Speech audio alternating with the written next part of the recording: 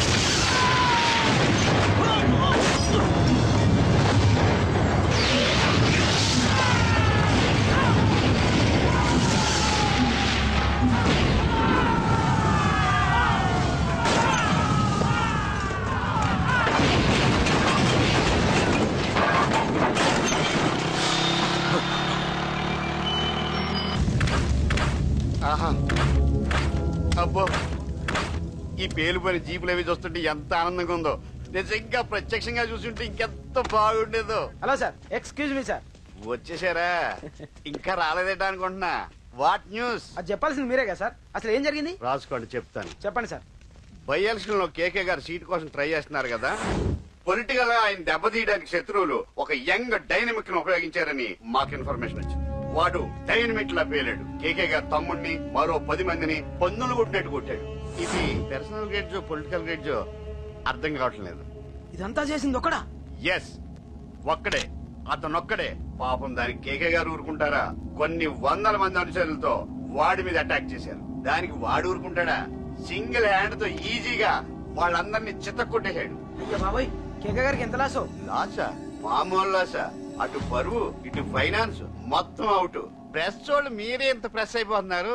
ఇక కేకే గారి కాయ, అదే గుండెకాయ ఎంత ఫ్రై అయిపోతుందో ఆలోచించండి. ఇంతకీ ఆ కుర్రోడు ఎవరు సార్? ఎవడో తెలియదు. మనల్ని ఎంతో భయపెట్టే కేకే గారిని భయపెట్టాడంటే వాడు మాత్రం మామూలుడు కాదు. నిజమే. ఈ ఇష్యూ మీద మీరు ఏ యాక్షన్ తీసుకుంటారు సార్? ఏముంది, చట్టం తన పని తాను చేసుకుపోతుంది. ఇది చాలా పాత డైలాగ్ సార్. కొత్తగా రాయండి.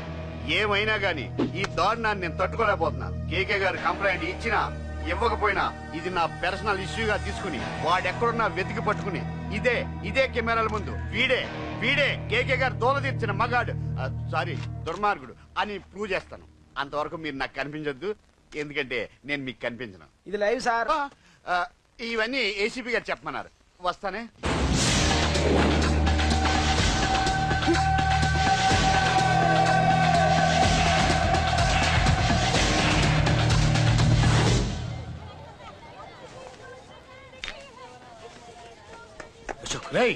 నువ్వేంట్రా చిన్నగాడి దగ్గర ఉండకుండా? చిన్న దగ్గర మన వాళ్ళు ఉన్నారు కానీ రే, నువ్వు పబ్లిక్ గా తిరగడం అంత మంచిది కాదురా. సిటీ అంతా ఈ టాపిక్ గురించి మాట్లాడుకుంటున్నారు. గొడవ జరిగిందని తెలుసు, ఎవరు చేశారన్నది తెలియదు. రే, ఆ కేకే గాడు ఏం చేస్తాడో అర్థం కావట్లేదురా. భయంగా ఉందిరా. ఐస్ క్రీమ్ తింటావా? మ్యాంగో ఉందా? లేదు సార్. రే, ఇంత సీరియస్ గా మాట్లాడుతుంటే ఐస్ క్రీమ్ అంటావేంట్రా? లేదన్నాడు కదరా ఇంకా టెన్షన్. అది కాదు ఆ కేక్. అరే ఆ కేక్ మామూలు వాడు కాదు. ఈ సిటీలో వాడిని ఎదిరించదమ్ము ఎవరికీ లేదు.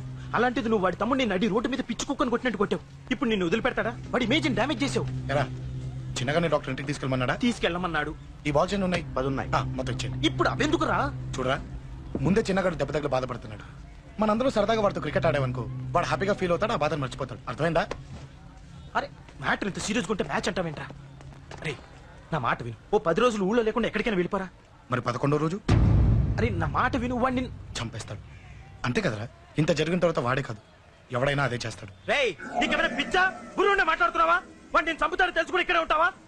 ఏంట్రా చూపు? పడతావా? కొట్టు కొట్టురా.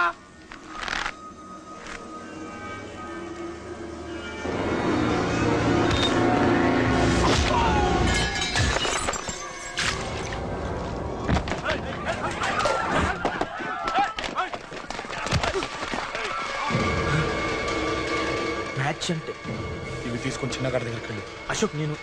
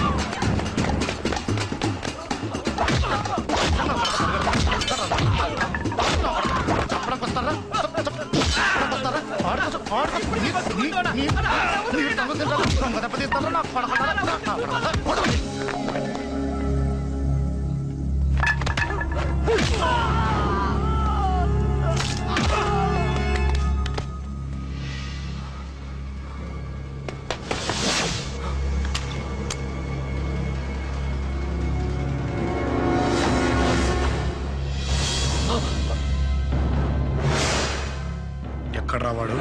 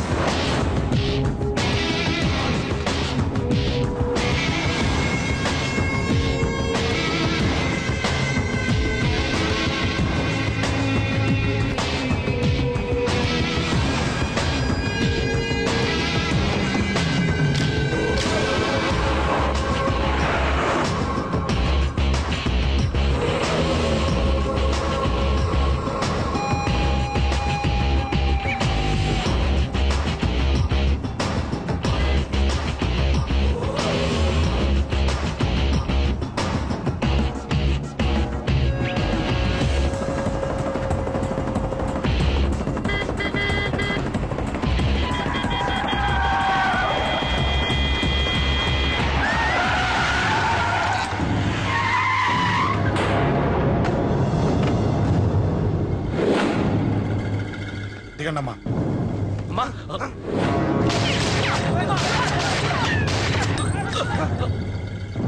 రండి. అమ్మరా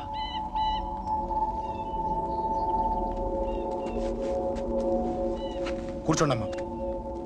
కూర్చోండి కూర్చోండి పర్లేదు కూర్చోండి.